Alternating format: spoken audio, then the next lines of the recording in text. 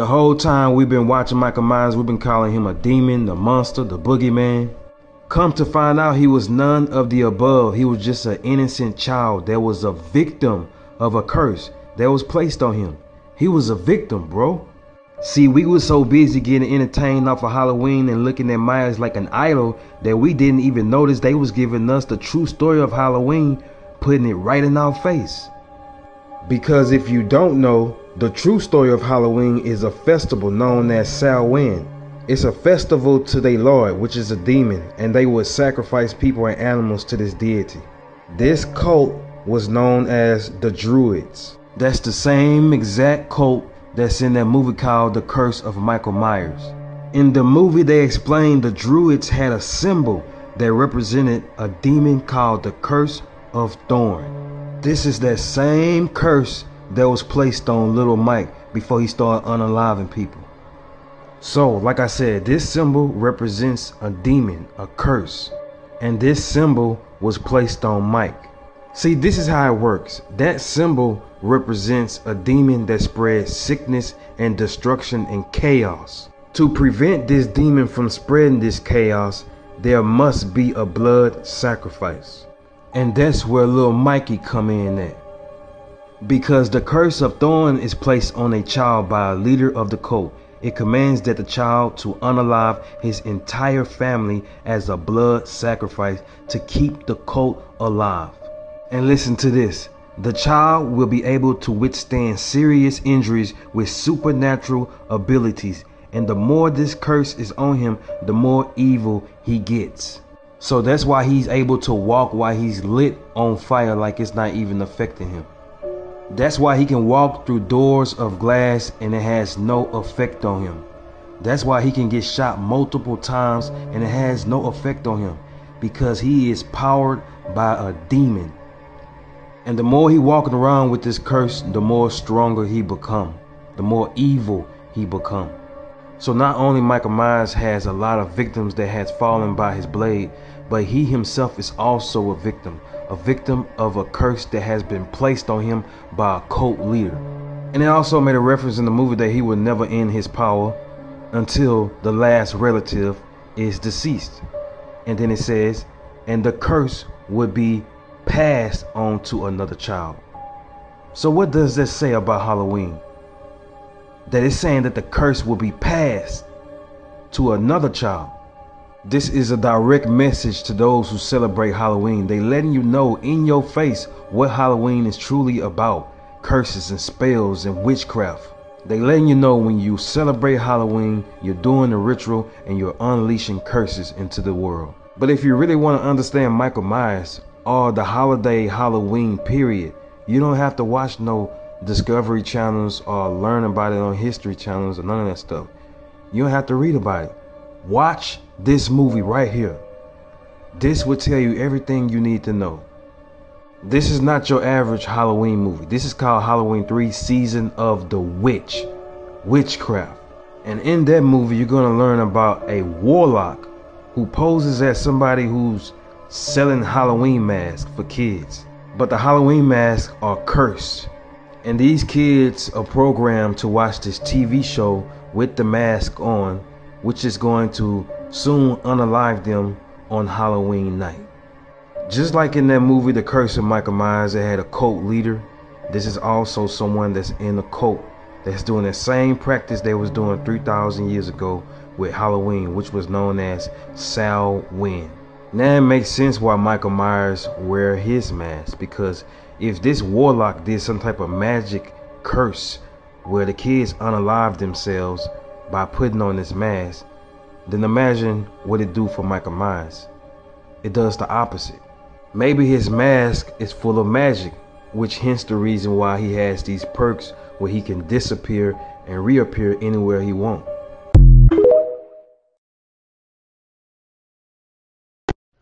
Breaking. Philadelphia police are searching for a masked man wearing a Michael Myers outfit after he cut someone's leg with an axe. Call Halal Yahweh Bahashem Yahushai Bahashem Rakakwadash. That's giving all praise to the Most High. In the name of His only begotten Son, in the name of the Holy Spirit. Double honors to our teachers, the elders and apostles of Great Millstone who taught us his truth and sincerity. Peace and salutations to the hopeful scattered abroad. Real quick, let's go into this pagan tradition, Halloween. All right, here it is. The next day after Halloween, I ended up just falling asleep. Going to bed. The doorbell kept ringing, even though I had my lights off, and obviously it was clearly I wasn't into the festivities of this pagan ritual. Um, you know, People kept ringing the doorbell, so I ended up just going to sleep, and I figured I would do this lesson in the morning, and here we are. But after this, quick, lesson, I'm gonna have some history at the bottom that I got from another brother's video concerning this pagan tradition of Halloween. But this, as you've seen in the post production, this a whole character, Michael Myers, which is where those Halloween movies come from, revolving around this character. It really just embodies the demonic these demonic spirits that are being promoted on this day. You have our people who are still celebrating these pagan holidays, in reverence of Nimrod and these false gods and deities. And really this Halloween thing was about sacrificing children. Okay, that's what they were doing. Those druids. That's what they were doing. They were sacrificing children. And it's crazy when you go into the history, which you're going to see at the end of this video, is how all these things tie in and comes back to what we see today as what they call Halloween. All right, so stick around for that. But let's grab a few scriptures first.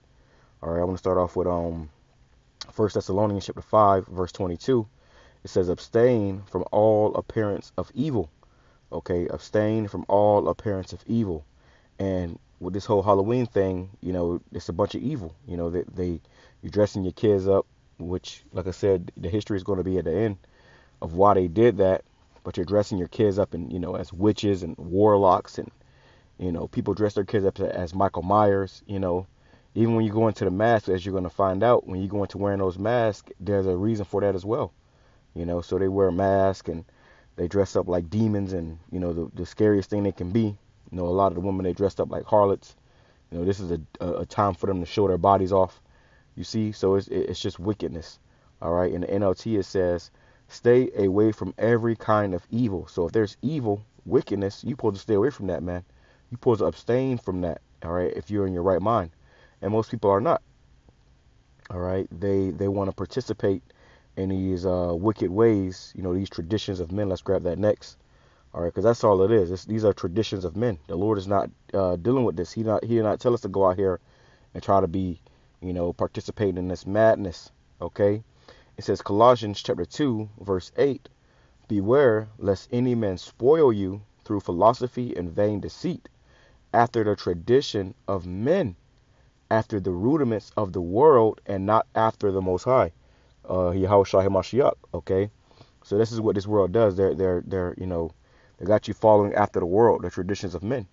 Okay, when you go deep down into it, this stuff goes back to Nimrod as well. You have I believe it's today or last night, in Mexico, they have something called the Day of the Dead. So this is all just complete madness, man. And I brought it out the other day, but this reminds me of last Halloween, last year. Everybody went out to Ybor. I'm not sure what happened this year. I'm sure they was out there again, the simple ones. But everybody went to Ybor, which is a club scene down here in Tampa. They went out to Ybor where all the bars are and stuff. People go out there and get drunk. You got a bunch of homeless people walking around, bugged out of their minds. And last year they had a Halloween party out there or whatever. People was out there for Halloween, and shots started ringing out. A lot of people got hurt. A few people died. All right, and it was crazy because it got real scary that night, right? It was pictures and videos all over the internet, and you seen a Jake laid out in the street, dead with his eyes still open, tongue hanging out, blood all around him, and that was real. All right, it was a young Jake too. He was a young Jake, man. He's probably like 14, 15, which had no business out there in the first place. But that just goes to show you that, as you're going to see in the history, how Halloween is the most satanic night where the most rituals are going out, and you have a lot of demonic spirits, all right, evil spirits that's roaming around that time. So a lot of people die on Halloween. And like I showed you right here, you had some guy dressed up as Michael Myers who took the damn, because really a spirit jumped on him. Scripture says there are spirits created for vengeance. So people will put these costumes on and they'll start acting like these particular characters more than they should. All right, to the point where they'll end up doing something, that they can't come back from. And this individual who did this, the police are looking for him. I don't know if they found him yet, but he ended up cutting somebody's leg. So he took that character of Michael Myers way too seriously. All right, and why? Because there's a demon on him. All right, there's an evil spirit that jumped on him when he was in that suit. Which, as you've seen in the post production, Michael Myers is just a demon. That's the spirit of a demon. Okay, and they pass it on to child after child. You see, bringing this back. It says, Colossians chapter 2, verse 8, beware lest any man spoil you through philosophy and vain deceit, after the rudiments of men, after the traditions of men, after the rudiments of the world, and not after Hamashiach Yahushai. So the majority of this world, they're following after the ways of the world. They're not following after the scriptures and Yahweh Yahushai. Okay, they're doing their own thing. They're not following the scriptures, because the scriptures does not tell you to go out there and put on costumes and be talking about trick or treat. That's madness, man. That's wickedness. That's against the ways of Yahweh Hashem Yahushai. Let's go right here. Let me put in this right here. Okay. It says Exodus chapter 22, verse 18. Thou shalt not suffer a witch to live. And that's one thing about it too. It's a bunch of witchcraft. As you heard about this, this Michael Myers character, it is really based off of witchcraft, sorceries, and that's the whole Halloween thing in itself. They talk about being in that spirit of Halloween. That's witchcraft, man. A witch. They deal with witchcraft. It says 1 Samuel chapter 15, verse 23. For rebellion is as the sin of witchcraft. So when you are rebelling against the ways of Yahweh Shema Shai, that is as the sin of witchcraft, which it can get you put to death. It says, and stubbornness is as iniquity and idolatry, because thou hast rejected the word of Yahweh Shema Shai. He have also rejected thee from being king. And a lot of our people, they're going to have to be destroyed on this side. And they're not going to be changed on when the Lord comes back. They're going to end up being destroyed because they have, taken place in this rebellious witchcraft, man. All right. And in this rebellion against the Most High. And they're going with the ways of this world. Let's go to here. Deuteronomy chapter 18, verse 9. It says, when thou art come into the land which the Lord Yahweh Bashim El Shai thy power giveth thee, thou shalt not learn to do after the abominations of those nations. And we are in the land of our captivity right now. All right. And all over the world, our people are in captivity still, in the land of their captivities. But the Lord said, you're not supposed to learn to do after the abominations of those nations. Okay. Scripture says, learn not the way of the heathen. This is the heathens. All right. This is what they do. This is what they're a part of. You got grown ass men and women dressing up. Okay. They say it's supposed to be for the kids, but you got grown ass men and women dressing up, man. And I was entirely vexed. Yesterday, I ended up going to sleep early and just calling it a night. Because of this whole I could just feel the demonic spirits, that was roaming heavily around on that day, and I was entirely vexed. But at my job, you got grown ass men. Like, I'm probably one of the youngest men at my job. Okay, I'm gonna tell you, I'm probably one of the youngest people at my job. And you had these people in their 50s, 60s, old people. They're coming up in there wearing costumes and stuff, man. Running around, having a good time and shit. I'm over here working hard and underpaid, and they got the time to be dressing up, in costumes on Halloween at the job. You see? So we are vexed with the filthy conversation of these wicked people, man, and their deeds, what they're doing. We are entirely vexed, man. We hate it here, okay? We hate it here. I damn sure hate it here. All right, but I was seeing them just running around and having so much fun, and folly and madness. It pissed me off, man. Hey, so you Aquafa out there, it put curses upon this place, man, that the Lord can deliver us out here sooner than later.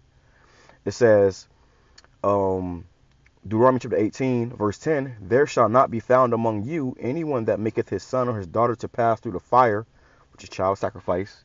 Today will be, those abortion clinics. It says, or that useth divination, or an observer of times, or an enchanter, or a witch, or a charmer, or a consulter with familiar spirits, or a wizard, or a necromancer.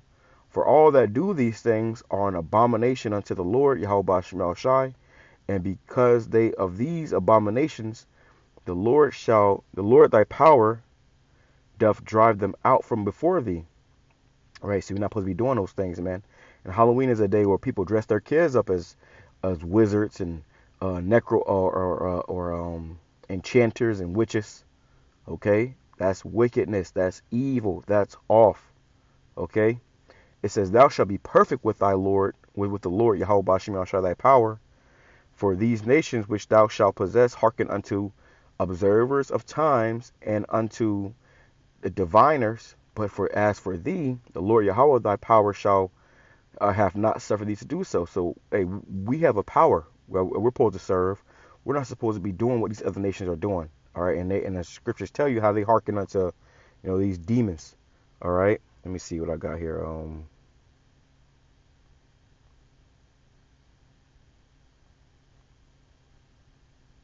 Here we go. I put this post up yesterday. It says, "I'm glad that Christian parents let their children worship the devil at least one night out of the year." And this is a quote from Anton LaVey, founder of the Church of Satan. Okay, and you see these people there, they got their child up there, So this is what you're doing when you're participating in this pagan ritual, these pagan holidays, man. The Lord ain't with this stuff, and we ain't with it either. All right, we can't wait for the Lord to destroy this place, and we can get the hell up out of here, because this is what goes on. And nowadays, if you meet a woman, this is why you don't deal with women that already have children either, because you meet a woman, she wants you to go trick or treating with her kids and shit. Like, come on, bro. Hey, you send your kids to school, and they in there teaching them about Halloween, and then your child gonna feel out of place because they seen everybody else doing it and having fun, and they thinking that they supposed to do it and have fun. We just gotta get the hell up out of here, man. All right, let me grab this right here. This is definitely, 1 Corinthians chapter 14, verse 38. "But if any man be ignorant, let him be ignorant," because we're giving you this warning. So if you don't take heed to it, then that's on you. People still, celebrating these pagan holidays, man. All right, taking their kids out trick or treating and shit. People in my family who I already told about this, man. I already let them know years ago when I first came into the truth. We don't talk about it no more. But years ago when I first came into the truth, yeah, I know. And then when something happens, like we had this hurricane that came, they want to come to my house. No, don't come to my house. Stay over there where you been at and pray to who you've been praying to. 2 Corinthians chapter 2, verse 11, "Lest Satan should get an advantage of us, for we are not ignorant of his devices." You see? So the majority of people, they are ignorant, and Satan then took advantage, and got the advantage of them. But we see what's going on. We know what this is, man. All right? That's what Scripture says, "Study to show thyself approved." Okay? You got to actually go into these things and, actually get an understanding of these pagan holidays and these traditions. Ecclesiasticus chapter 5, verse 15, "Be not ignorant of anything in a great matter or a small." So you should know the history of all these, pagan holidays that you worshiping, these pagan traditions. You should know the history. And if not, then you are ignorant. People just openly celebrate Christmas and Halloween and Thanksgiving and don't know where this stuff come from. You see? Scripture says, "Falling out of multitude to do evil." Just because everybody doing it don't mean that you should be doing it, man. All right, the Lord is against that, and we are against that, because whatever the Lord is against, we are against. All right, and if you still doing this stuff, then we are against you too. Okay, it says Nahum chapter 3, verse 4, "Because of the multitude of the whoredoms," because of the multitude of the whoredoms of the well-favored harlot, the mistress of witchcrafts, that selleth nations through her whoredoms and families through her witchcrafts." And that's what America is doing. All right, they got people, completely engulfed in these wicked ways, in these wicked traditions and whoredoms and witchcrafts, man. And they happily, worship and reverence in these things with smiles on their faces. These people, they love it. They're caught up in it. And if you try to tell them to stop doing it, they'll get upset with you and try to rend you, man. So we done, you know, telling you people about these pagan holidays, man. We already told you about it, you know, and every year we're going to give you a reminder. But, hey, we're done with you people, man. If you ain't coming to Yahweh Shem Al Shai, then really it's the hell with you. With that being said, I'm saying Shalom, Kwame Sharala, Abba Ball. Stay tuned for this history. Shalom. When the Druid priest held power in Great Britain. Now, the Druids held all power. You couldn't get married without their permission. You couldn't hold any type of official title in the clan without their permission. You couldn't even attend any of their religious ceremonies without their permission. They literally held power over all life and death, and you're really going to find out how in this example. During the nights of Samhain, the Druids would gather at these giant megalithic stone circles. One of the most common known stone circle is, of course, Stonehenge. Just about everyone has seen Stonehenge at one time or another, be it in picture or if they were actually there. Now, Stonehenge, as I said, it's a megalithic crop circle. Megalithic crop circle, that's the UFOs. Wrong subject. But we could always get there. This is a megalithic stone circle. It served three specific functions. First of all, it was a temple complex. Second of all, it served as an astrological observatory. Third, it served as a place of human sacrifice.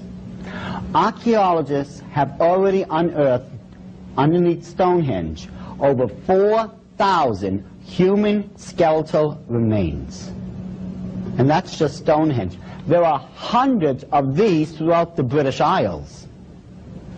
This one, believe it or not, is small compared to some of the others. The one in Aylesbury is over a mile in circumference. This is just a small one. And there's over 4,000 dead human sacrifices underneath it. You multiply that by X amount of hundreds of these stone circles, and I think you'll understand what the Druids were all about and why they were so greatly feared by the common folk. During the time of Samhain, the Druids, in this example, they would meet at Stonehenge. They had a giant cauldron, a black pot, that they would fill with what you would best understand as an apple cider-like substance. They would light the pot, and then all the Druid priests would go out throughout the countryside. They would go to various mansions, to castles, to people of nobility such as the earls, marquises, dukes, what have you. They would walk up to the front door of these places, and you want to know what they would yell out? Trick or treat, exactly. Now see, trick or treat is a two-part expression that literally sent waves and waves and waves of panic throughout the people who ever heard it. You see, if the Lord of the Manor cooperated with the Druids, he would take one of his own servants or one of his own household members, someone of his own family, and pass them over to the Druids to be used as a human sacrifice offering that night. The Druids would leave you a treat for your cooperation. They would take a pumpkin that was previously hollowed out and filled with human fat. They would leave it on the front doorstep and light it. This served as a water protection from all the demonic forces that would be unleashed that night. Now this is where we get into the trick. If you did not cooperate with the Druids, they would take blood from a dead body that they had actually been dragging around and paint the six-pointed star with the circle around it. This is known as a hexagram, from the Latin hexer for six. This is the foulest, the most evil of all the symbols in the occult world. I don't care what anyone else tells you. You need that symbol if you're going to summon a demon to this plane of existence. The Druids would paint that in human blood on the people's front door. Someone would die between those nights because of the demonic forces that were summoned. 4 or 5 hours later, the Druids would all return, in this example, as I stated, back to Stonehenge. Once they got back to Stonehenge, they would take these people and put them in these cages. One particular cage is of great interest. They would take those wicker reeds. Remember how we had talked about those before, how the Easter egg landed in wicker? And it's a very, very durable material. What the Druids would do a week before Samhain began, they would send the Celtic warriors out throughout the countryside where they would gather up thousands of these wicker reeds.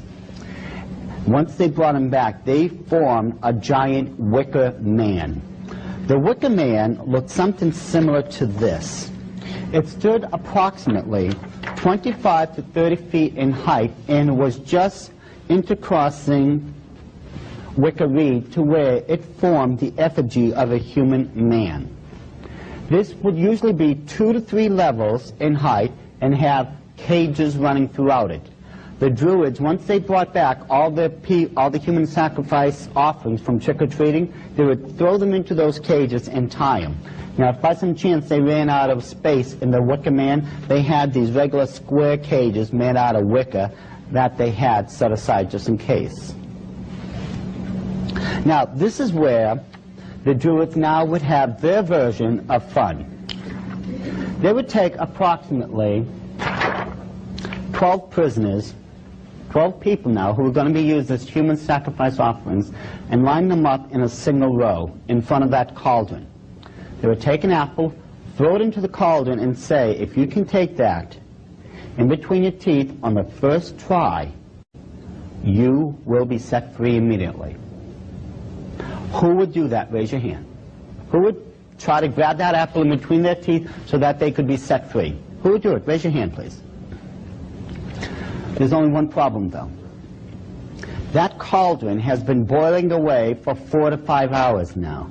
The boiling temperature of liquid is 212 degrees Fahrenheit. Now, who would do it? No volunteers? You?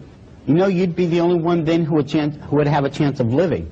You see, if you didn't try for it, you were going to end up as a human sacrifice offering anyways.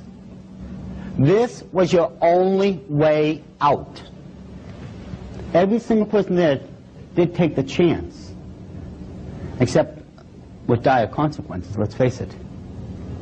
After they plunged their heads into that boiling liquid, their faces, their neck, and I don't even know how much of their chest and back literally was just melting to where they would be permanently disfigured and unrecognizable. Many of them went blind because of the 212-degree liquid that was burning their eye sockets away. Many end up as partially or permanently deaf because of the damage that was done to their ear canal and the damage that was done to their speech and to their respiratory system because all that liquid was funneling down their throats while they were trying to grab that apple. And yes, this is where you got that cutesy little game, bobbing for apples. Now, if you did grab that apple on the first try in between your teeth, they held to their promise. They let you go. Some life afterwards. But if you didn't do it, they would throw you on the ground and behead you right there on the spot.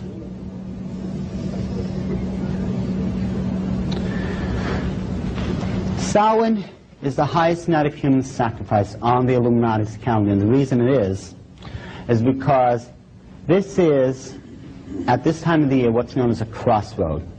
It ends the old year and begins the new one. Now, all crossroads in the occult are sacred. Another example would be where the beach begins and where the beach ends and the ocean begins. That's a crossroad. That's considered a sacred spot. All crossroads are sacred. Now, during this time of the year, it is believed that those souls that had died from who knows how long ago, because the veil that's separating the third and fourth dimension are supposed to be at their thinnest, those departed souls can cross over and visit their loved ones for the night. But nothing guaranteed that these spirits would be benevolent. In order to keep these spirits in line, the Druids came up with these hideous masks and decorated their robes with all types of occult symbols to control these demonic spirits, if you would. And you know, this is where you get your costumes for trick-or-treating from. Let's face it, it comes straight with the mask and the outfit to this very day.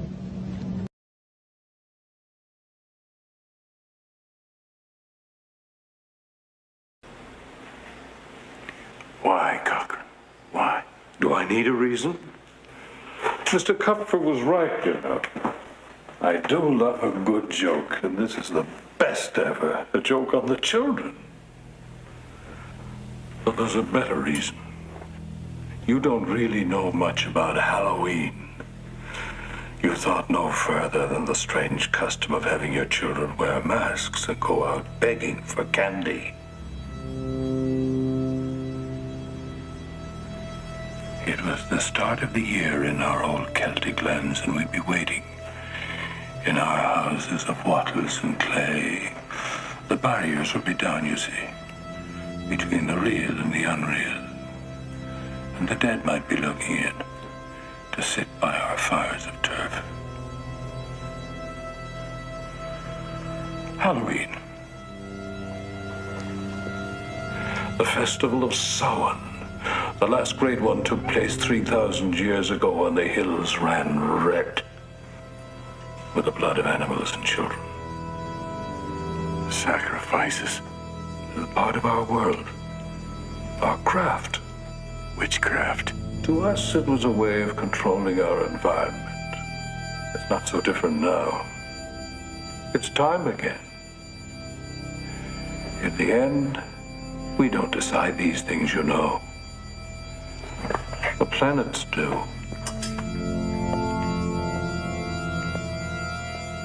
They're in alignment, and it's time again. The world's going to change tonight, Doctor. I'm glad you'll be able to watch it.